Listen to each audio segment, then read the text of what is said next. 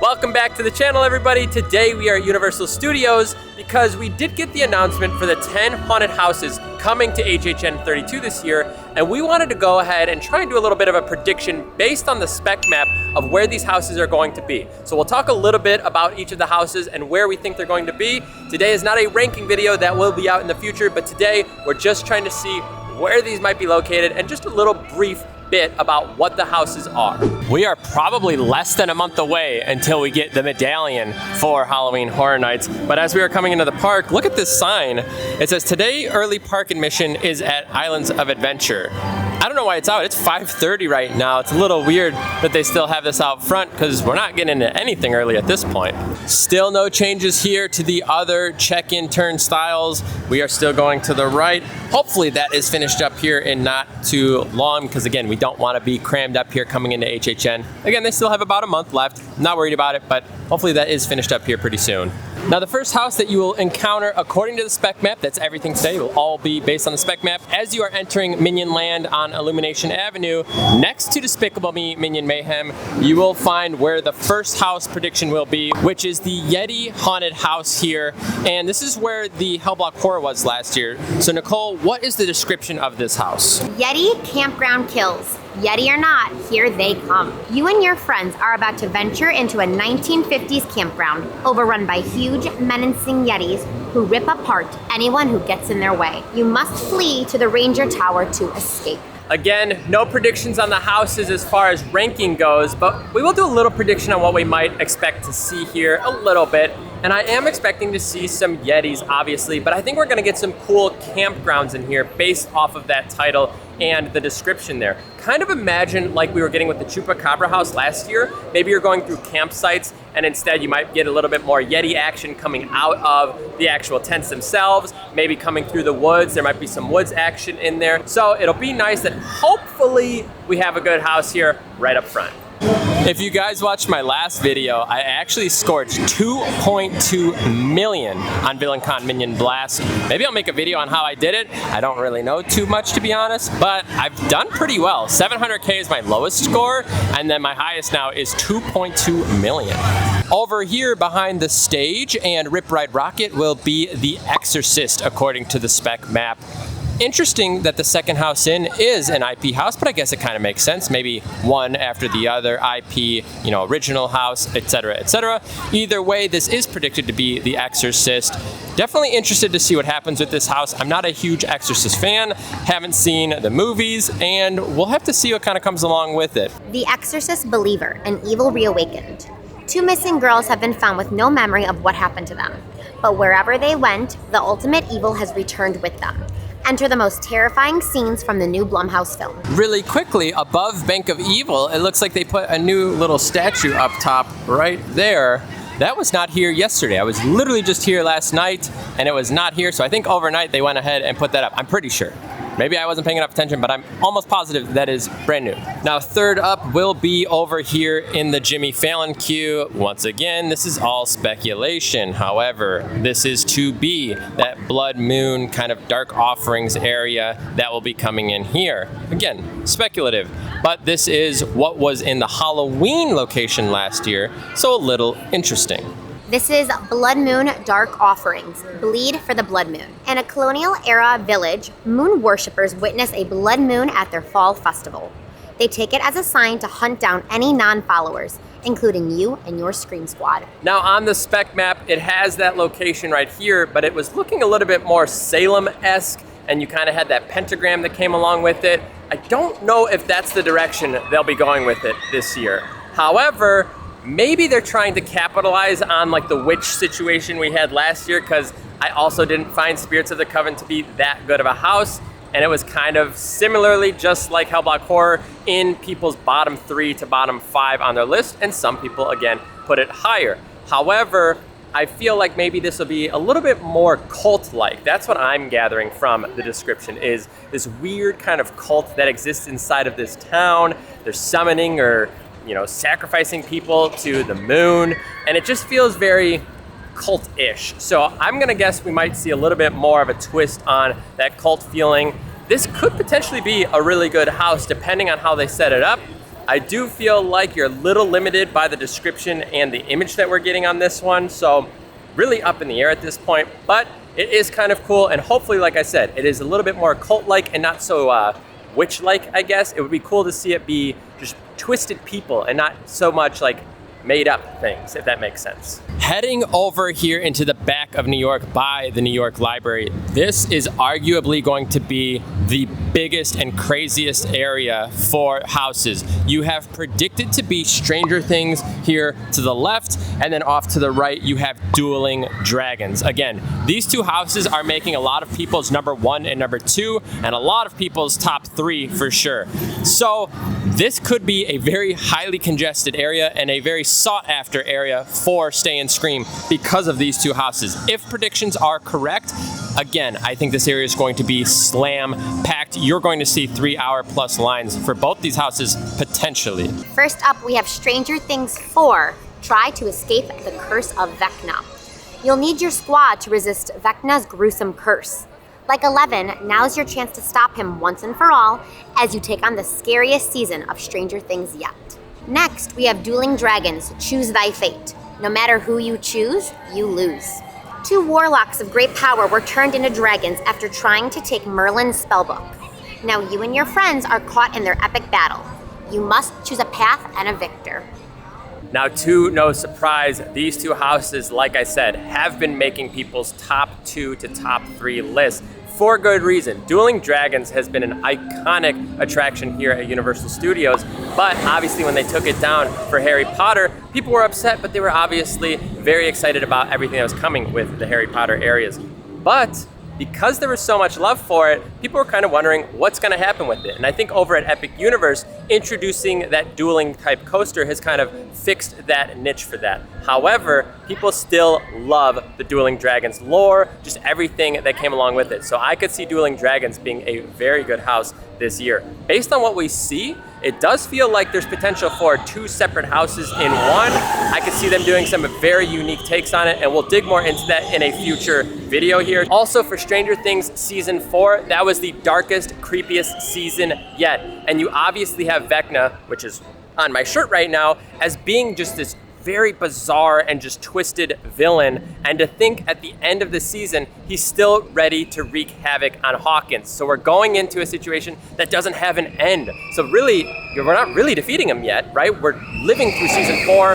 The set work I think could be amazing. Really looking forward to this house. Again, not spoiling my list yet, but these two houses, very, very cool houses nonetheless, at least from the descriptions and what we know about them so far. Also, just so you guys are aware, they are starting to do the extended queue for the Mummy back out front with these switchbacks because it is predicted that we are getting the tribute store back over here in New York where it once was. So we had 2 tribute stores that were over in Hollywood, and now we have, again, potentially it coming back over here. So you're going to see the switchbacks out front instead of the extended queue kind of going down this path here.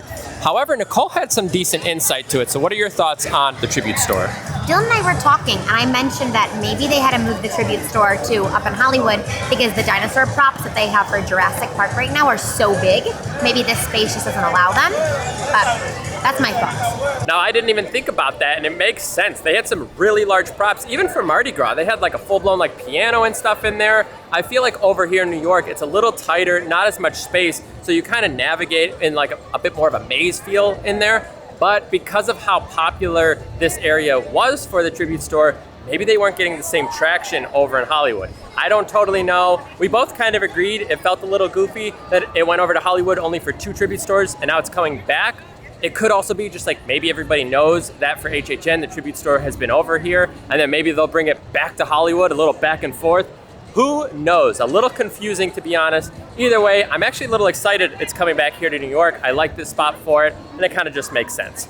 But with those 2 houses being Stranger Things and Dueling Dragons potentially over there, and the tribute store, I don't know, maybe that area is just like way too busy. And you saw the props and the set work being done for BAM 69, how far that comes back. That might be a horrible location now that I'm actually thinking about it.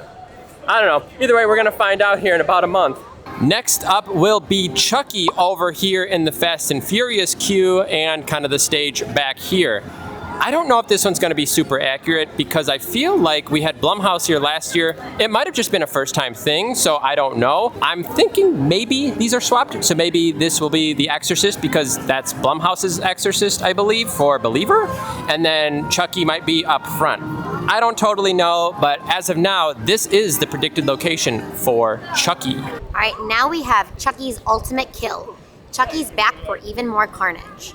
Chucky, the serial killer doll, is back for a new gore fest. He's hijacked his own haunted house with all kinds of bloody hijinks. You and your friends must try to survive his ultimate kill count. Now, when it comes to Chucky, it scared the crap out of Nicole as a kid, but for myself, I don't know if I can give it a fair review because I don't know enough of Chucky. I know all about like the basics of what Chucky is and kind of a little bit about the creepiness of it, but I didn't watch a lot of the films or even the new TV show. So I think I'm gonna have to get caught up on my Chucky lore before I fully dig into the Chucky house. However, I was hearing they have some really crazy props coming to Hollywood, which makes me think that this house could be crazy good just based off of some of the testing that they've done. I heard they're using props and mechanisms inside of the house that they've never used before. They were testing it and they said it was a go. So if they're doing it over in Hollywood and they do it here, this could potentially be a breakout house that people aren't expecting to be kind of top 3. As we circle over here to Men in Black, I do want to point a few things out. On the spec map, they're putting some houses in some locations that I feel like don't line up to where they were last year, but that could change. I mean, year to year, they could utilize different ways to get behind everything. So I'm gonna do a little bit of a shift here only because I feel like they're not gonna put 2 entrances in the spot that I think they will. I think we're doing one more to the left, and I'll show you what I'm talking about here in just a second. As we are coming up to Men in Black, where the Bugs house was last year, the entrance I should say, was right here. And this is where they are putting in Dr. Oddfellow's house. And then over on the other side, we'll go over there and I'll show you in a second, that will be the Darkest Deal house, that kind of sell your soul to the devil for music kind of feel. That would be over there. On the map, they look like they're right next to each other, and they may just be indicating that the houses or the tents that are in back are actually right next to each other. That could be the case, but it looks like they're putting both of the houses almost to the right of the merch store as you exit the queue of Men in Black. And I don't think there's gonna be 2 house entrances over there. Again, I think we're gonna have one still right here, and then the second one will then be over there. But either way, this is Dr. Oddfellow's house, or on the spec map, this is where you will enter that one. Over here, we have Dr. Oddfellow's Twisted Origins. Your soul is a price he's willing to pay. You won't be able to resist going inside Dr. Oddfellow's menacing menagerie of twisted oddities, but the price for you and your friends is steep. The cost of your souls to feed his immortal power. Now, as we know, because of the scare zones, Dr. Oddfellow has his little fingers in all 5 of the scare zones. There's a touch of him in all of them. And we have a house. So we're doubling up on Dr. Oddfellow this year. Something that kind of interests me here is, from what I've gathered, the basically conception of Jack the Clown here at Halloween Horror Nights was due to Dr. Oddfellow. I need to dig a lot deeper into it and really go into the history of it, but it seems interesting that that's kind of a whole story, so I wonder if they wouldn't put him into the house as far as it goes. Jack, I'm referencing. I don't totally know. Again, that's a lot more history than I totally know for HHN, but it seems interesting to think that could potentially happen because of the love that they have for that character. But I think it's cool that we have a little bit of Dr. Oddfellow both in the scare zones and his own house. So I'm interested to see if there's any correlation between the house and then his specific scare zone then as well. Are we going to see characters inside of the house that also pertain to the scare zones? Are we going to see some of the Dr. Oddfellow scare zone characters existing in each of the scare zones as if they're almost like bleeding in? Definitely interested to see how they incorporate it and whether or not that's going to be something that people are looking forward to this year. Coming over here, this was Descendants of Destruction, the entrance last year. Again, this is right to the right of the restrooms, or again, the merch shop as you exit the Men in Black queue. So again, on the map, they looked very close, but I'm thinking this is actually going to be the other entrance. So I think we're gonna get one here, and then I think we're gonna get one over there. Based on last year, again, things can totally change. Also, because we see the little facade right there, and I think, did we enter this way or did we enter that way? Do you remember last year? I don't totally remember if we actually went through this or we went, maybe that's the exit to the bathrooms. No, because it's roped off. I think employees are back there. I thought we went that way though. I don't remember going down to the right. I thought we went back to the left. This ramp. Do you? Yeah, but maybe I just think it because I see it. I don't know. Either way, this is where they are predicting the darkest deal house to be. All right, over here we have the darkest deal. Fame is fleeting, fear is forever. Blues musician Pine Straw Spruce will have to face the music after meeting with the collector and trading his soul for musical glory. You and your squad learn the terrible price of fame. This house is definitely probably the most interesting house here that I could imagine. If you know the history of Robert Johnson, that's basically what this whole house is based off of. It's this idea that the blues musician went and pretty much sold his soul to the devil to become really good at playing blues. Now, there's a lot more to it. That's a very brief overview. Also, it's thundering. How ironic here. Selling your soul to the devil, storming. But either way, it's interesting to see what take that they are going to do on this. But I mean, think about his name. Pine Straw Spruce, not the greatest name in my opinion. I feel like that's two like tree names. I've never heard either of those being used either way. But who cares? Maybe they couldn't use Robert Johnson, or maybe they wanted to put their own twist on it. However, I did see one small photo of the entry facade. I'll put that in for you right now. It looks interesting. This house could be amazing based off of just the idea of what it could be, but it could also be a flop just because it's in a tent house. So those could be hit or miss already. But secondly, the story has to be good enough that you feel like the story is being told throughout the entire event there through the house. Now, it is a tight space, so they're gonna have to expedite it a little bit. But either way, I think just the facade work that they did with Descendants last year, they could really knock it out of the park with this one. Really looking forward to see what comes of the Darkest Deal. Again, we are doing a little bit of a switch up based on what the spec map shows. Last year, they had two houses back here that you were going into. You had the Weekend house and then the Monsters house. I think the Last of Us house was showing where we were pointing out like the old Descendants and now the new Darkest Deal house are projected to go. So I don't think that's going to be the case. I do feel like there's a chance that we get a double entrance over here again, and that would be for then the Last of Us and then the other Monsters house over here. Now the thing to keep in mind, we have a ton of walls here. Makes me very, very nervous that if these walls don't come down, you can maybe do one queue here. I don't know if you could do two. I don't totally know, and we'll see what ends up happening with the walls and the situation over here. This could be a highly congested area, and they wouldn't put two houses in that little corridor over there. I just don't see it happening. So if that's the case, we might bump then the Last of Us house back over to where Descendants was, and then we would shift the Darkest Deal then one more spot to the left, and maybe there is something happening over there. But either way, the last two houses here, Last of Us and Monsters. All right, first up we have The Last of Us. Step into the world of The Last of Us. You and your squad will encounter this haunting and overgrown world of the video game in a brand new, terrifying way. Stay silent if you want to survive a multitude of clickers, hunters, and more. When it comes to The Last of Us, I'm a little interested to see what goes on. I know of the video game and I know of the show. Have not played or seen either. So what I'm thinking is I need to maybe try playing the game, or maybe I'll watch the show. Because it is based on the video game, I feel like this will be a little bit different than the show. I know there are a lot of similarities, but I think there could be a little bit more reach that they could do because it is the video game.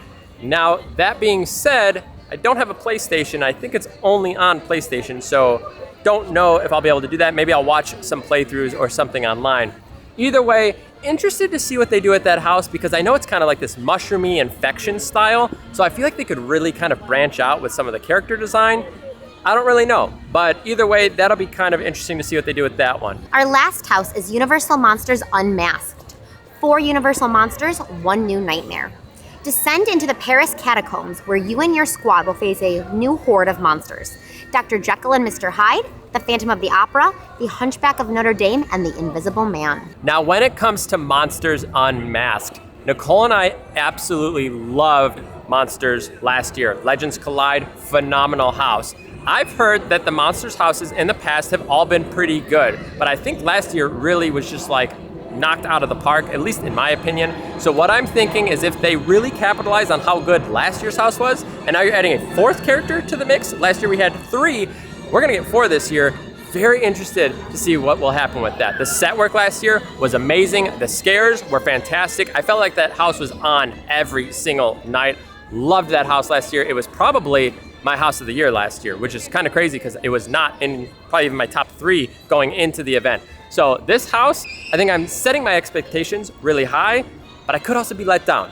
Either way, very interested to see some of these characters come into play. The Invisible Man, Phantom of the Opera, Jekyll Hyde, like, I don't know, I mean, that all seems very interesting. Characters that I feel like are not really referenced around the park, so it's interesting to see how they're going to bring them to life inside of this house. As we are walking through the jungle zone, also it looks like that pillar up there looks to be swaying left. I hope people aren't leaning or pushing it, because I really want the set work to look great for this event. Again, they put so much time and effort into it, so hopefully that's not the case. Either way, Nicole, with all 10 houses being announced, what house are you looking most forward to and least forward to between them?